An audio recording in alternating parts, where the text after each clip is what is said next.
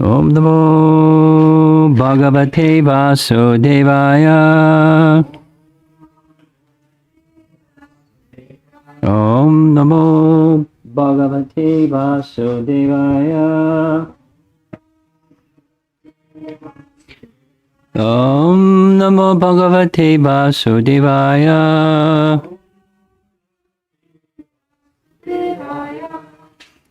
A little refresher because it's been 4 days since we've been on this topic. And this is prayers of Lord Brahma to Krishna after the Brahma Vimohan Leela. And we heard the first 30 verses, which are prayers identifying his divinity or the opulences of the Absolute. And now this next set of verses, 31 through 40, it's describing the sweetness. And we're up to text 34. But before we cover 34, let's just do a quick review. In 31, Brahma is honoring the good fortune of the cows and the mothers who for 1 month were directly feeding Krishna their milk. How greatly fortunate, the absolute truth, the source of everything that he's described in the first 30 verses is being intimately served by them. And then in verse 32, he extends that appreciation to Nanda and the cowherd men, and then to all the residents of Vrindavan, and how they are recipients of such mercy also, how fortunate they are. Aho bhagyam, aho bhagyam. And then we spent a lot of time on verse 33, which is how the demigods who are controlling the deities in the material world, demigods are controlling the senses of those who have material bodies, are receiving good fortune from those who are receiving good fortune, the residents of Vrindavan. And then comes 34. We're beginning 34 this morning. A little backtracking. There was a verse in text 32 commentary that I didn't know, and now I do know where it comes from. There's a statement from one of the Upanishads. Atha kasmat uchate brahma brimhati brimhayati cha. I'll read. This is from the commentary.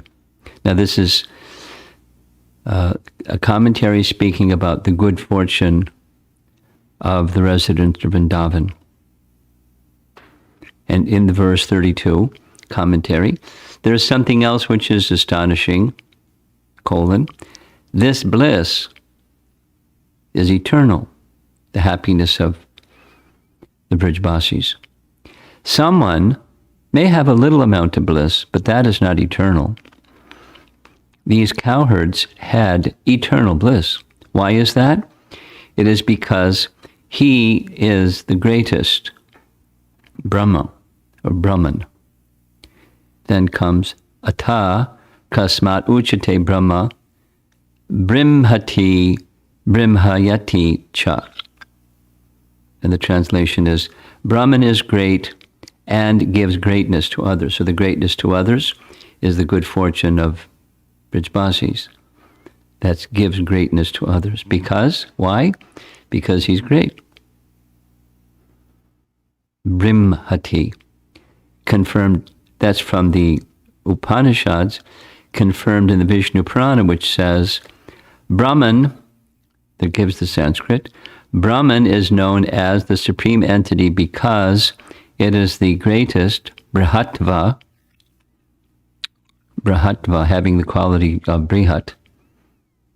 It's the greatest, and because it is the nourisher of all things. Brahma Natva, from Vishnu Purana.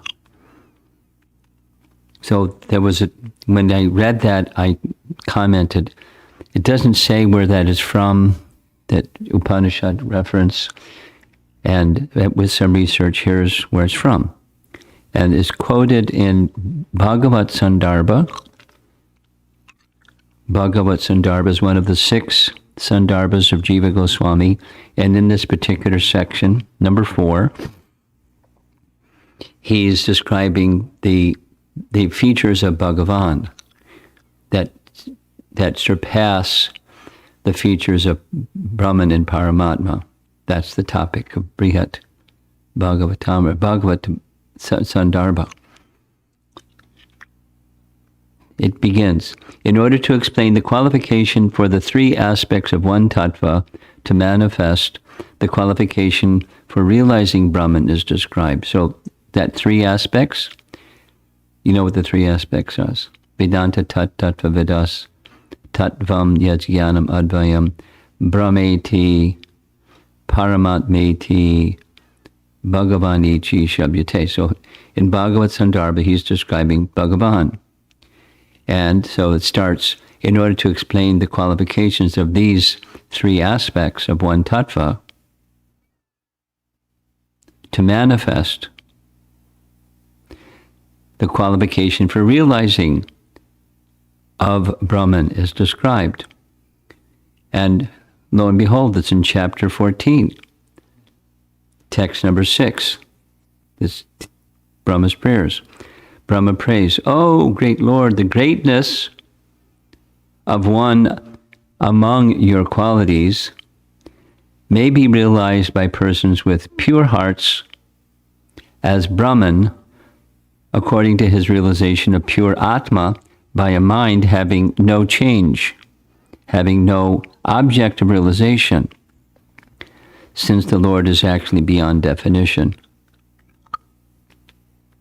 So that was presented as Jiva Goswami's way of explaining the qualification for realization of Brahman. It's a mind that doesn't change.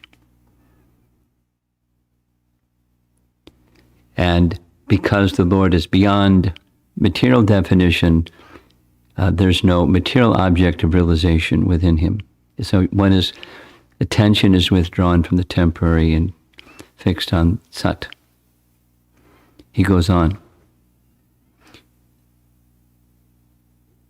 "O Lord, with unlimited qualities in your Sarup," from this verse of Brahma's prayers, "Hey Bhuman, though it is difficult to understand Brahman and Bhagavan, it is possible for persons with pure antakarana."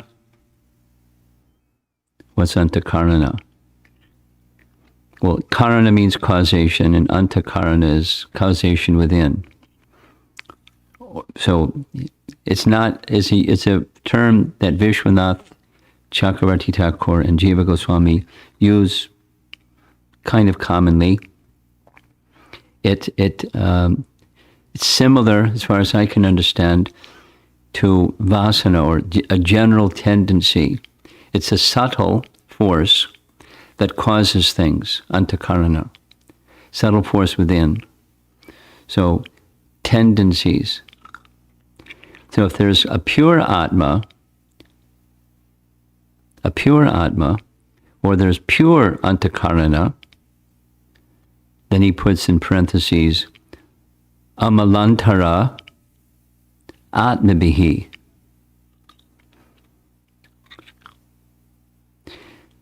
So the orientation of the soul that's in Shuddha Sattva state. A mind that's completely pure. Not mode of goodness pure, but completely pure. So one's mind, like Vasudeva state. Vasudeva state. Remember that? Because we discussed that with verse 33. Vasudeva state. Pure chitta. Pure consciousness. Vasudeva state. Then Vasudeva appears there. So, What's the topic is what's the qualification to realize Brahman or Bhagavan? It's a mind that's pure.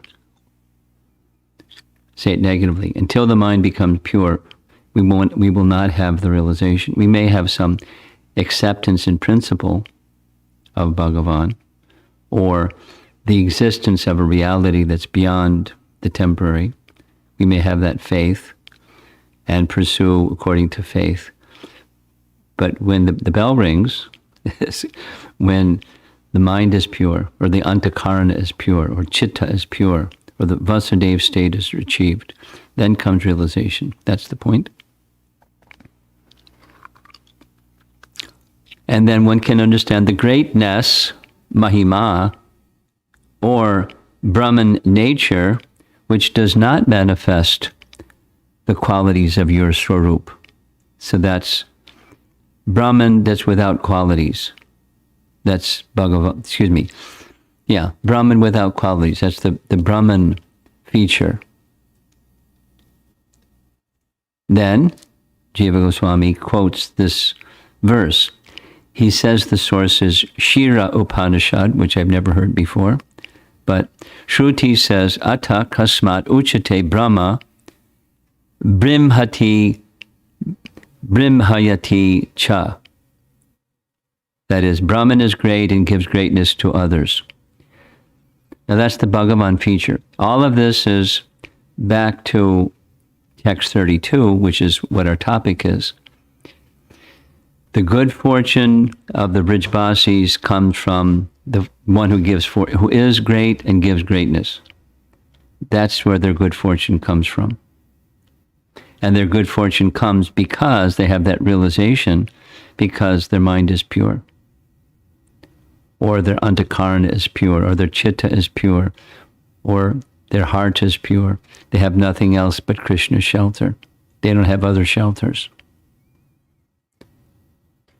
What is the cause of realization? One can realize Brahman by realizing one's nature as pure Atma, or Tvam. That's an explanation that says, it's in many places in the Bhagavatam. You know, the Atma has characteristics like Bhagavan, or Paramatma, or Parabrahman, the absolute truth. We have characteristics like. That's the Vaishnava explanation of one of those favorite verses from the Upanishads that the Mayavadis like. Sarvam Kalvidam Brahma. Yes, we have qualitative oneness, or even Soham, or Ham Brahmasmi. We have qualities. So if one can understand the Atma, the Jiva Atma, it gives an indication of the qualities that are in an unlimited degree in Bhagavan, in the Supreme. So Atma connects with Parabrahman, or Paramatma. Brahman connects with Parabrahman. So a qualification to realize Parabrahman is the pure consciousness. So then in that state we can also realize Atma.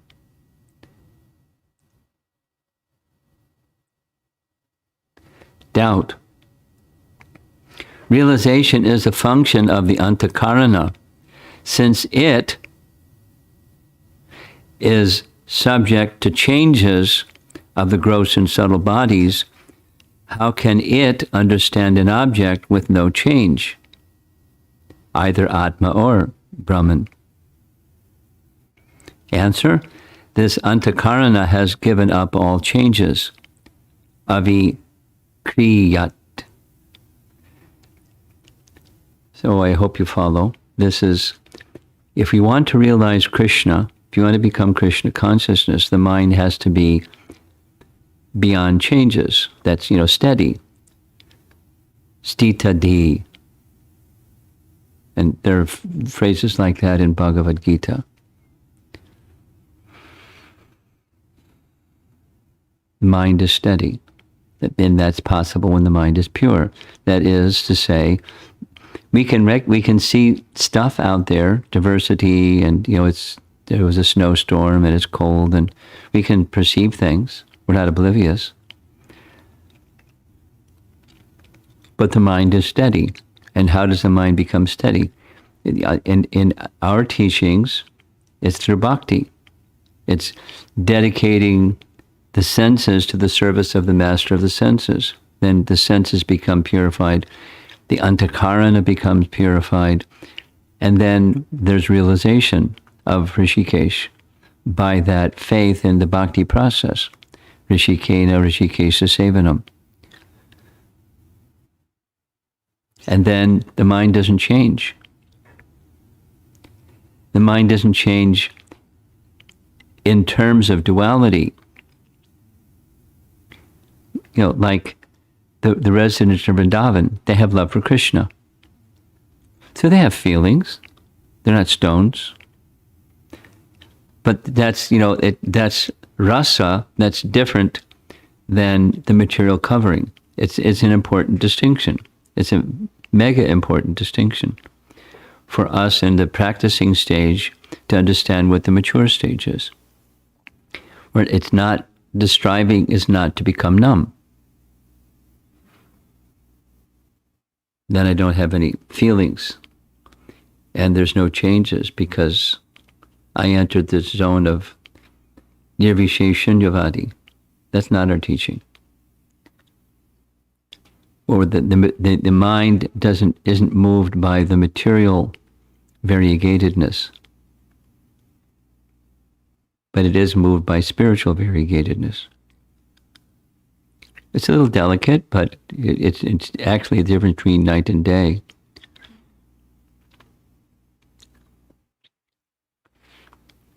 Doubt. One realizes objects, but the pure Atma, or Tvam, is not the object of any realization since it is internal. How can you realize something you can't see and it's within you? The reply, this realization is devoid of having an object of realization, arupataha. Since the realization is devoid of an object, meaning a material object,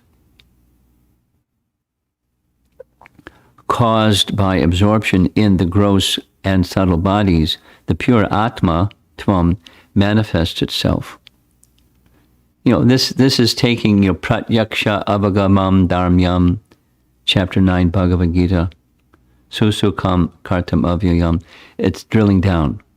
How are we to directly perceive the soul when you can't see it?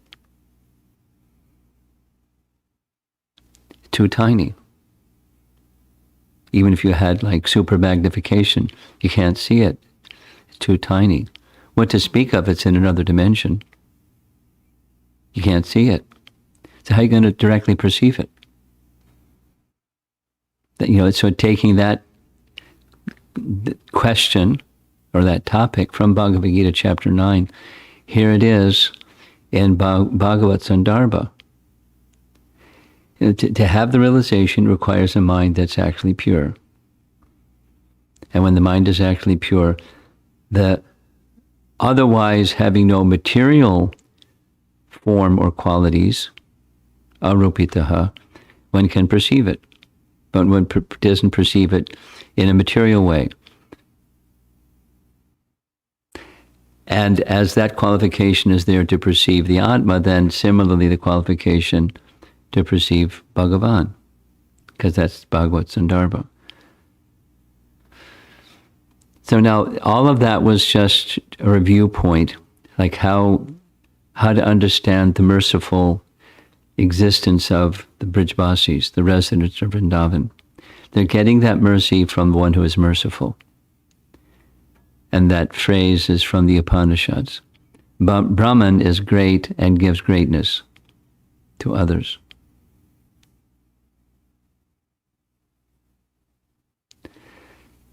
And then those that have received that greatness from Bhagavan, they can give their greatness to the demigods. The residents of Vrindavan are greater than the demigods. That's, the indirect message. They are greater than the demigods. And the demigods that aren't puffed up, like sometimes Indra gets puffed up, but then he realizes, uh-oh.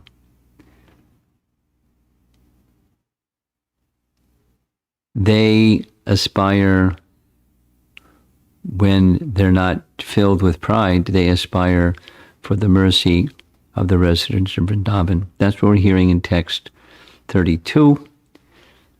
And now we're going to hear text 34.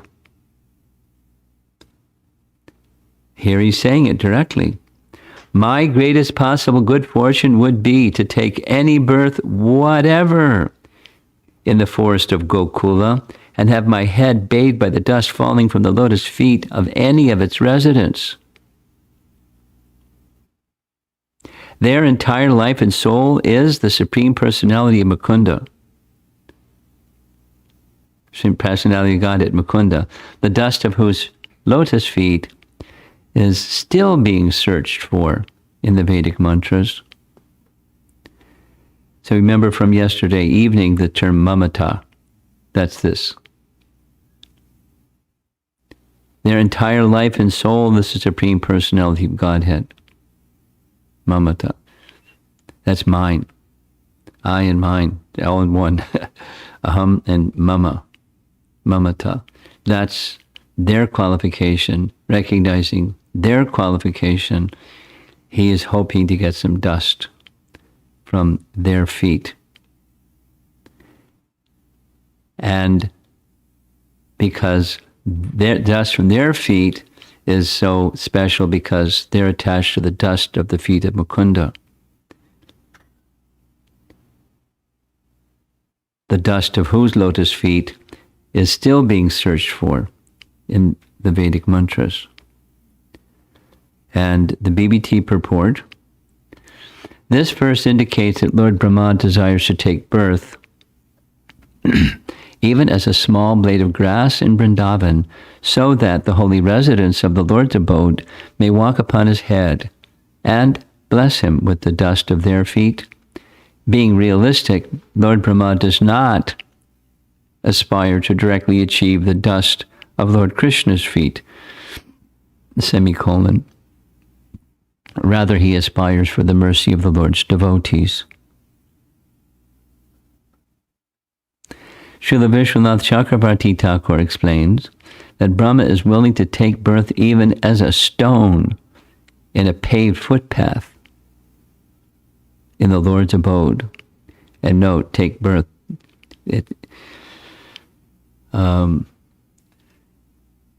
During the discussion with the Chinese devotees, they were, interested in esoteria that was way above their heads. Like, what's the rasa of the stones? They're persons. It's not. They're it. So I'm doing a little research, and I'll share that with you when we come up with it. They're inanimate. Even Vishwanath says they're insentient or unconscious. They're unconscious, yet at the same time they're stimulated to ecstatic love. So they're entities. So the specific question was rasa. I don't mind discussing in this forum. I happen to know the devotees who are asking those questions, and it's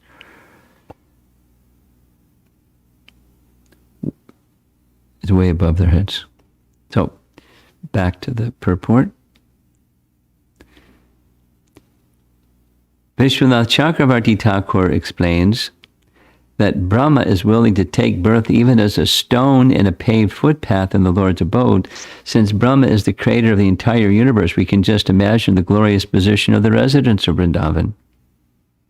Paragraph. The Lord's devotees achieve their exalted position by unalloyed devotion and love. One cannot achieve such spiritual opulence by any puffed-up material process of personal improvement. In Krishna, the Supreme Personality of Godhead, Srila Prabhupada reveals the mind of Brahma as follows, quote, "But if I am not so fortunate as to take birth within the forest of Vrindavan, I beg to be allowed to take birth outside the immediate area of Vrindavan, so that when the devotees go out, they will walk over me Even that would be a great fortune for me. I am just aspiring for a birth in which I will be smeared by the dust of the devotees' feet. And we'll end with Vishwanath's direct commentary. The BBT is making some reference to his commentary. He writes, quote, I have given up my control of the universe and the quest for future liberation. But now, how can I get the dust of the feet of the inhabitants of Braja? Thinking thus, Brahma speaks with certainty. Let me have good fortune. May you be pleased to cast your merciful glance upon me. Tad buri bhagyam. What is that good fortune? To be born as a blade of grass in Vrindavan. Iha atavyam. To be touched by the feet of your dear cowherd friends of Braja. Oh, Brahma, Krishna says, give up such an unusual obsession and pray for something more suitable to you. Brahma, then let me be born at the edge of Gokula as a stone slab or a piece of cloth to take the dust from the feet of one of your menial sweepers. Krishna, but Brahma, what is the reason for such glorification of the inhabitants of Braja? Do you not have shame as the worshipable creator of the universe to bathe in the dust of the lowly sweeper? Brahma, but they have taken you as their very life. Jivitam. The most beautiful Bhagavan with smile like a jasmine flower, mukha kunda mukundam. Without you they perish because they have such unprecedented love for you. You are their all in all, nikhilam, without which eating and drinking have no meaning. Even now, the Shrutis are searching for the dust from their feet without success. I should be more ashamed that the Vedas, with my little prayers, and than the Vedas, with my little prayers. O Lord, let that be. Previously I prayed with Vaidhi Bhakti. Now I pray to be immersed in the ocean of nectar of Raganuga Bhakti, having become the loyal follower of the inhabitants of Braja.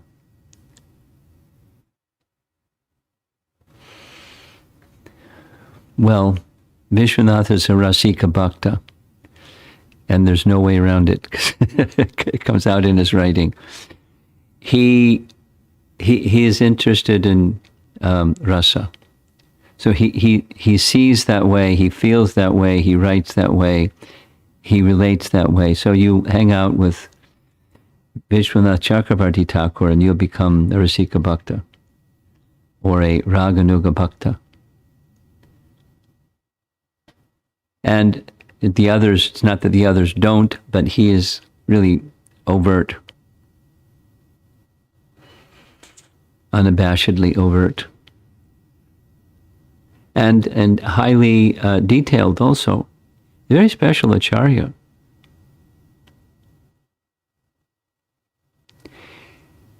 It's something like, from my little perspective, it's something like Vrindavan Das Thakur. In his, he was the first biographer of Chaitanya Mahaprabhu's life. When he was growing up in Navadvip, he had Lord Chaitanya's association. And then Lord Chaitanya left Navadvip. But he knew his childhood pastimes or youth pastimes very, very well because he was first-hand witness of them. And then later he came to know through others his pastimes in Puri. So his main biography his Chaitanya Bhagavat. There's a little history. It used to be called Chaitanya Charitamrita, but it got renamed Chaitanya Bhagavat because he was considered the Vyas of Gaura Lila.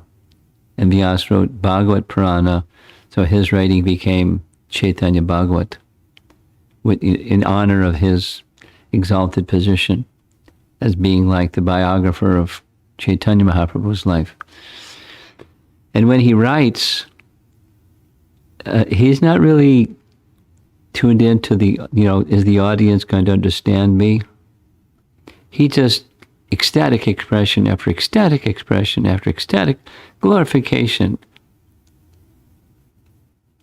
He's not trying to hold his reader and help the reader that doesn't accept Lord Chaitanya to accept Lord Chaitanya. He's just glorifying. And Lord Nityananda, similarly, he's Diksha, disciple of Lord Nityananda. And he speaks of Lord Nityananda in that way again and again and again. Later, Krishnadas Kaviraj wrote, because he had not only the diaries or Katachas of Murari Gupta, that was Krishna's or Chaitanya Mahaprabhu's pastimes in Navadvip, about his childhood pastimes and youth before sannyas pastimes. So he summarizes those with the explicit understanding it's been discussed in detail by Vrindavan Das Thakur, and out of respect, I don't want to re-say it. So you can read Chaitanya Bhagavat for those pastimes for more detail. And then the rest is what he heard from Raghunath Das Goswami, because he lived with Chaitanya Mahaprabhu in Puri. So, in his biography of Lord Chaitanya's life, it's a combination. It's highly philosophical, like Prabhupada calls it. It's our postgraduate study, highly philosophical. And I was told by somebody that's Bengali speaking, it's really high Bengali. I don't know the difference between high and not high Bengali, but they do. And it's really high Bengali. Kind of like, Bhakti Siddhanta's English is really high English. I know what that is. So, Krishnadas Kaviraj, writes, this is my appreciation or assessment or something. He writes in this way very similar to Vishwanath. And they were near contemporaries. Not exactly, but close. And so Vishwanath is similarly, Rasika Bhakta, because Krishnadas Kaviraj Goswami writes really ecstatic things without, Govindili Lamrita and other. So that side of him is filled with rasa, at the same time really grounded in scripture, so that the readers, purposefully, so that the readers that don't know who is Chaitanya Mahaprabhu and not necessarily going to accept him, like Vaishnavas accept him, they would accept him. And so there's lots of philosophy. And Vishwanath has, intense standards of philosophy. At the same time, a lot of rasa. So he's sharing Brahma's heart. Before I was in this Vaidhi Bhakti thing, and I was the controller of the universe and seeking liberation and all those things. I'm not going to abandon the Vidhis, but now I want to be a follower of the Brijbasis. I want Raganuga Bhakti all the way. That's Vishwanath and his way of appreciating. So we'll carry on tomorrow. It's already 8 after the hour. And text 34. Jiva Goswami and Sanatan Goswami will share their commentaries on his prayer to become a blade of grass or something, a rock, a cloth. It's just something devotees can step on. And he means it. So let's see if there's some discussion.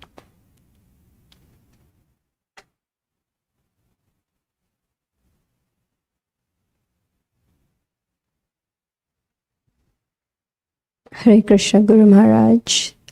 This one statement you made that Brahma is aspiring for mercy of Vrajavasis or the devotees.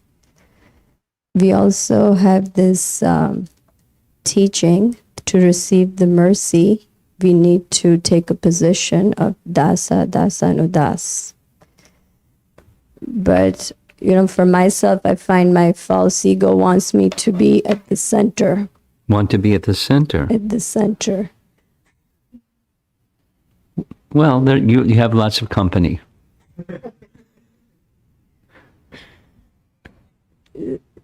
So just, how to, at least take some initial steps in wanting to take that position and remember that in our everyday lives and activities. This is the how-to question. And you buy the bhakti process is the how-to answer. So, 10:14:3, that's the how-to.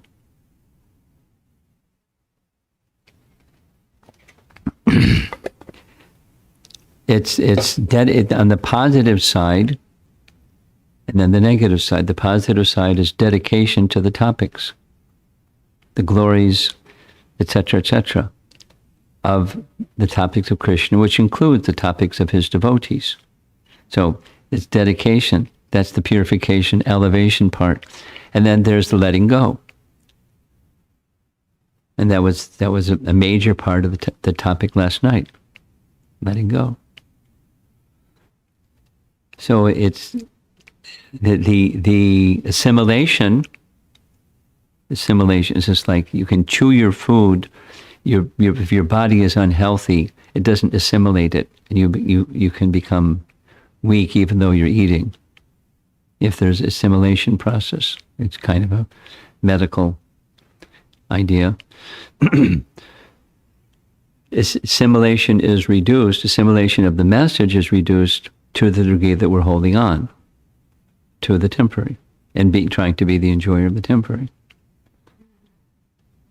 So it's part of anything spiritual elevation requires some letting go. But letting go and taking shelter of what? The impetus to let go is shelter. And it's a gradual process of shelter taking, letting go. Striving and mercy. That's the how-to. And be patient with yourself. Can be enthusiastic while you're being patient, but be patient with yourself. However long you've been living in the material world, some portion of that is this lifetime, and it's going to take a while. But you continue with enthusiasm to strive. Take shelter. Dedicate yourself to the topics. Sanmukharitam Tanuvan Manovir.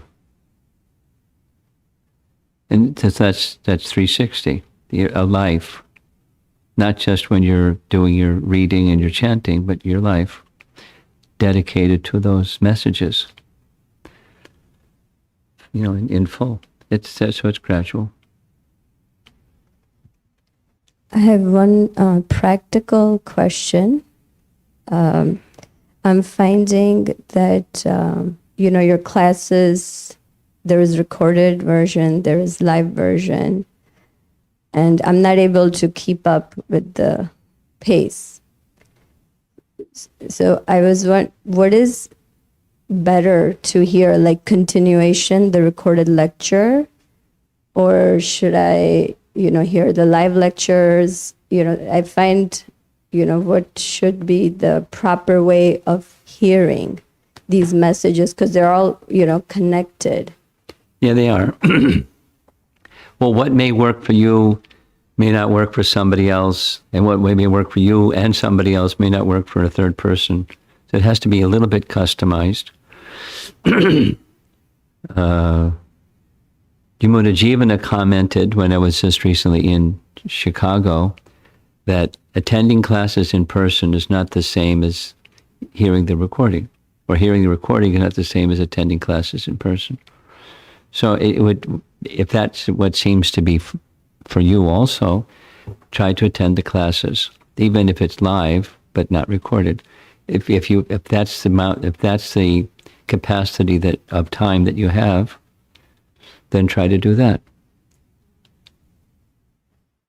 And then if there's more time, you on weekends or whatever it is, then you do some of the other. And I'm going to keep going.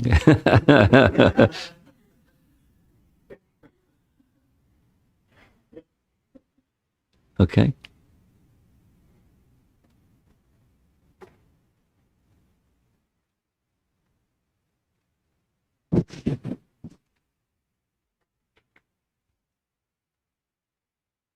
Krishna Guru Maharaj.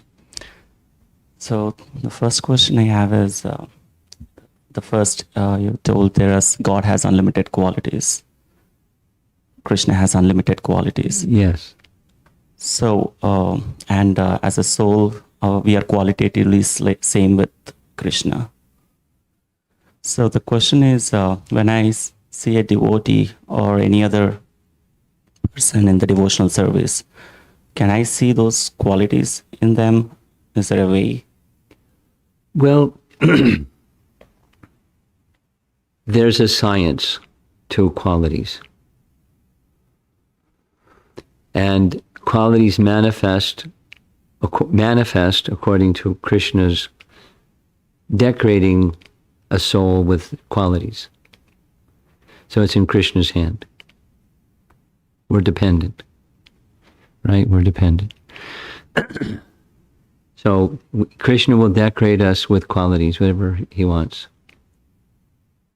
So you'll see some, and you won't see necessarily all. And then sometimes, as the devotee becomes more spiritually connected to Krishna, in Krishna consciousness, you'll see more of certain qualities. So it's in gradations of light and the absence of light and darkness. There's in gradations. And then another consideration is there's variegatedness not only according to the modes of nature, but variegatedness according to one jiva and another jiva.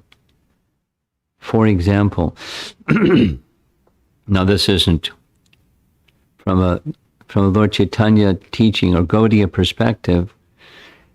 The gopis are all expansions of Radha. Correct? She's the Lord's internal pleasure potency in full, and the gopis are expansions of her. So she has all qualities, and some have these particular qualities, some have those particular qualities, and then it's like a bouquet of flowers that have different colors and different fragrances, but their qualities are just her qualities, and they don't have all of her qualities.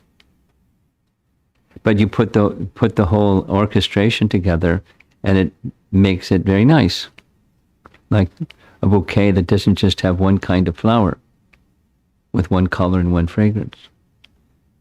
A vase or bouquet has diversity. So same. It's specific to your question. In devotees, you'll see whatever qualities they naturally have, to whatever degree their Krishna consciousness has progressed, and to whatever degree Krishna bestows qualities upon them.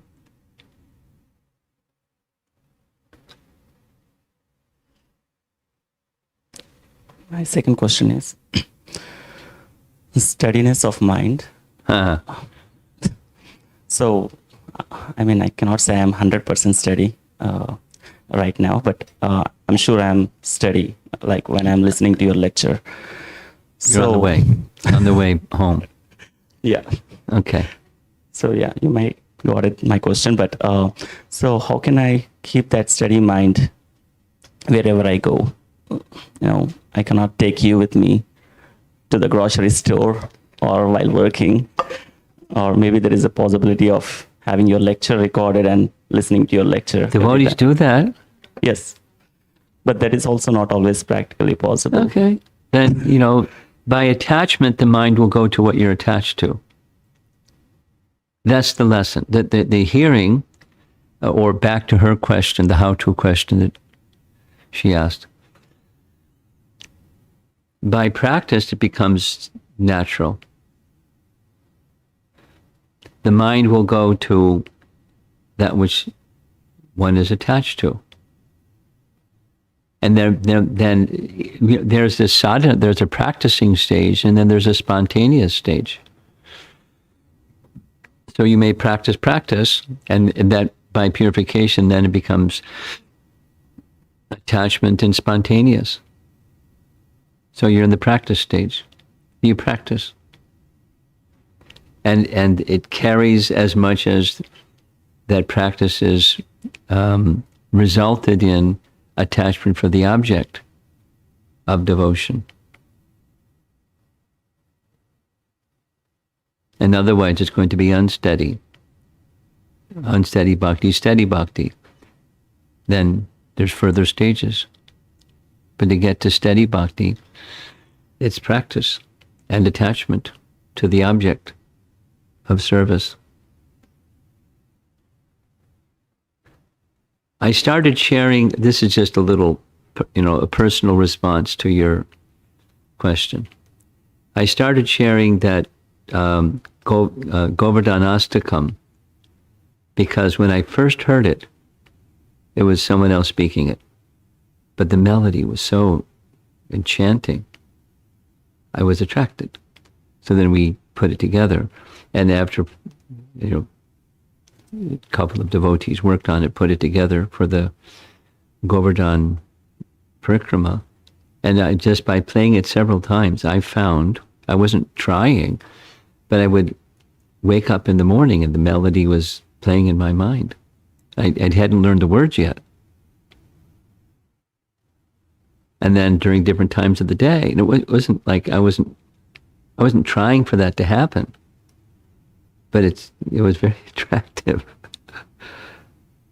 And so Krishna gave that remembrance. That's from 15:15 Bhagavad Gita. Bhagavad Gita, Krishna says, I'm situated in the heart of every living entity, and from me comes remembrance, knowledge and forgetfulness, all three.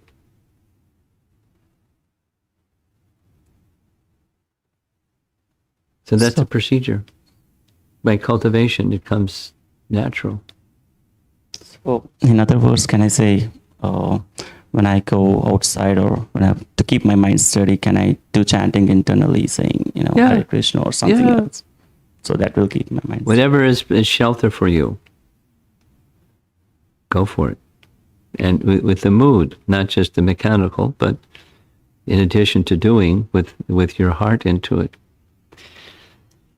And that's bhakti. We're distracted because, Krishna's not at the center for us yet. It's I like Krishna and I'm at the center.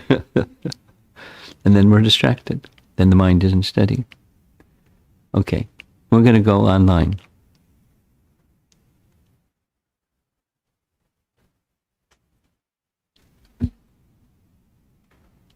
This question is from Rupa Vilas Prabhu. Since the jivas are eternally individuals with no birth at any time, can we conclude that absolute truth consists of Supreme Personality and subordinate personalities, the jivas? Oh, yes. And not only jivas, everything. The absolute truth is everything. But the absolute, if you take the absolute truth in the sense of the source of everything, then the answer would be no, the jivas aren't the source of everything. But the absolute truth includes everything, including the jivas, and everything. And the second question is Godhead equal to absolute truth? And the Supreme Personality of Godhead equal to Supreme Personality of Absolute Truth?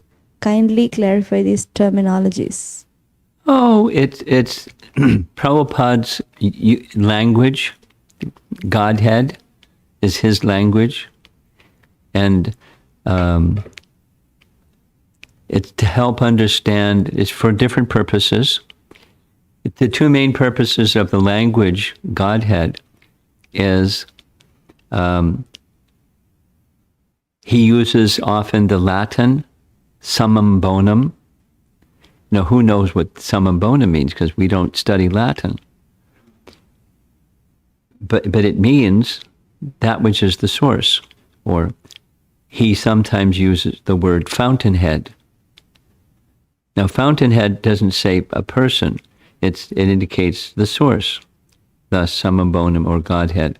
But the second purpose of Godhead is person, not just God, because there are all kinds of ideas out there about God not being person. So Godhead, you can't get away with, imperson. He's person.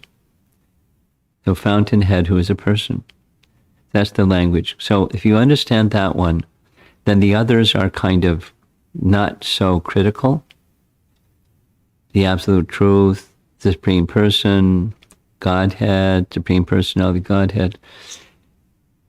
They can be used, in full, supreme personality, Godhead, the absolute truth, or some piece of them. But if you understand the intention of the user of those terms, then it can be any one of them or any part of it or anything like that.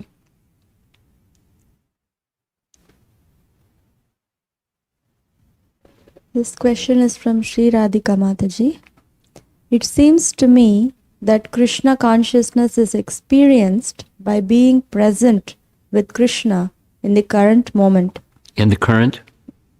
In the present moment. In the present moment. Okay. If we are fluctuating between past happenings or future fantasies, we lose the opportunity for Krishna consciousness right now. And then forever, Krishna consciousness is a mirage that doesn't come into my heart's grip. Yet, this doesn't seem to apply to the Raganuga Bhaktas of Vrindavan. Even while they are with Krishna, the anticipation of separation impels them into deeper experience of Krishna in the present moment. Will you please correct my understanding or offer your commentary? Yeah, it's not, your understanding is fine. To be in the moment, that's a popular phrase. From a Vaishnava perspective,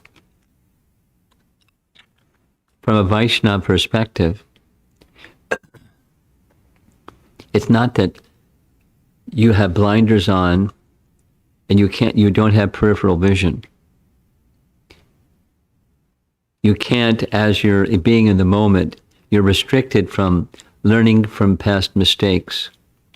You can't do that. That's a no-no. You just lost your being in the moment status by an awakening of some understanding of a past mistake. So that this, it's a comment specific to the Brijbasis.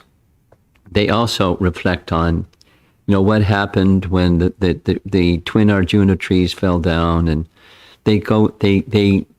they're absorbed in Krishna, and they think of the past and they prepare for the future. Let's move from Gokul because it's dangerous here. Let's go to another place. And they're in the moment. They're considering the future. So the main, that it's one should be cautious about that being present idea being present doesn't mean you're a stone, and it doesn't mean you're not within the world that has past, present, and future. Like the residents of Vrindavan.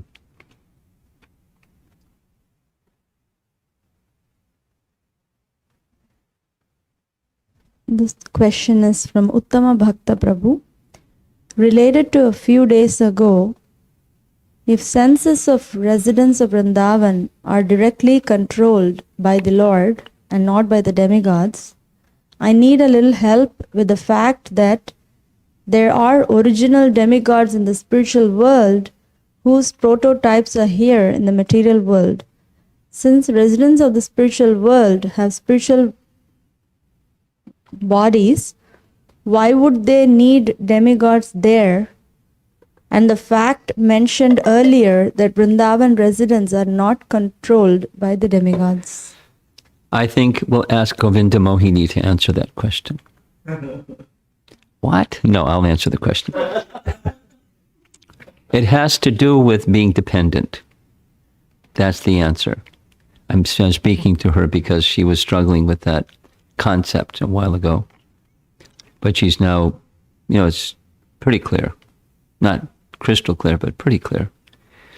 So in the spiritual world, are living entities independent or dependent? The answer, they're dependent. We're eternally dependent. So why would they need those to whom they're dependent upon? Because they're dependent. And Krishna's giving opportunities even to his expansions to do some service for him, because he's the source of everything, including those persons. You use the term demigods, but they're not exactly demigods. They're controlling personalities that are assisting the pure devotees to do what they do for Krishna. It's like a concert. And they're having a little, good time having a concert. It's all part of the rasa of Krishna and his various expansions of living entities and shaktis and vibhu expansions to being loving service to Krishna. And they're all dependent. And there's one who's independent. Next. That's it.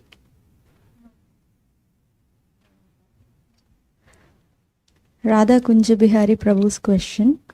In Ramayana, when Sugriva sends search parties looking for Mother Sita in the 4 directions, he describes Yamapuri in the city of Yamaraj at the end of the south direction. The document circulated regarding Yamaraj abodes is not listing Yamapuri. Is there a reason for not listing it? I probably just missed it, but thank you for that. Why don't you send me the English of that section, and I'll see if I can get some clarification. It may be Yamapuri in the south direction may be included in one of those Bhumandala residences of Yamaraj. The Bhumandala residences Yamaraj include the abode of the Digpals. Those are overseeing the different directions, and it's also and Palakshandweep, the 4 places where those are similarly upholding the directions. So it may be there, but send me the not the Sanskrit, please, but send me the section that you're speaking about. I'll take a look at it and see if I can get some help from Antardweep. This question is from Rasakrida Prabhu. What is the spiritual importance of Kurukshetra besides Krishna spoke Bhagavad Gita? Is there a significance of selecting that place? I'm sure there is. The little bit that I know is it's a holy place. Just like, for example, when Parshuram and Bhishma Dev have their disagreement, about Parshuram's order for Bhishma Dev to marry. He says, I've taken a vow, I can't, so we'll fight. Let's go to Kurukshetra because it's a holy place. And so there's you can check in Mahabharata for some detail, but what he says about that place is those who die in that place attained the spiritual realm or something like that. That's a sacred place. So Kurukshetra took place, the battle of Kurukshetra took place there because it's a sacred place. It's a known sacred place that has its mahimas, its glories.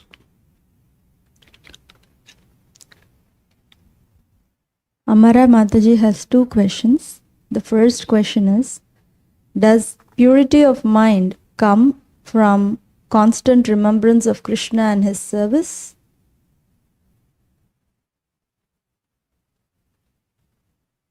Why are you asking that question? She has a second question that's connected. Let's hear the second question because I'm curious why she's asking the question. The part two is, in the past classes we have heard about from knowledge comes realization, and today we heard realization comes from purity of mind. Can you kindly comment of their connections? Well, why separate purity of mind from knowledge? It's a symptom of knowledge, is to have purity of mind. It's not, if it's A, that it can't be B. But supposing A and B are in the same continuum. Real knowledge includes a pure mind. A pure mind includes real knowledge. It's like saying knowledge arises from bhakti. Janiyati ashu vairagyam jnanam cha yadhaitakam. So bhakti is from a position where the mind is pure and knowledge arises. So they're resting upon bhakti. So you could say, well, wait a minute. This is one of those kinds of questions where you don't have the big picture and you hear something over here and you hear something over there. It looks like there's a conflict. There's no conflict. You step back and look at the big picture and it all arises from bhakti. So then you can say, well, that's not this reference that devotees picked up on, and thank you for listening carefully. See the big picture. Don't just get stuck. It's all got to fit into that bucket. And if there's something other than that bucket, I'm stuck. I see a contradiction. It doesn't have to be like that. Where does everything come from? Step back. The purpose of all of this is to realize Krishna. And how to realize Krishna? Through bhakti. So, pure mind, knowledge, bhakti bring realization. And they're connected.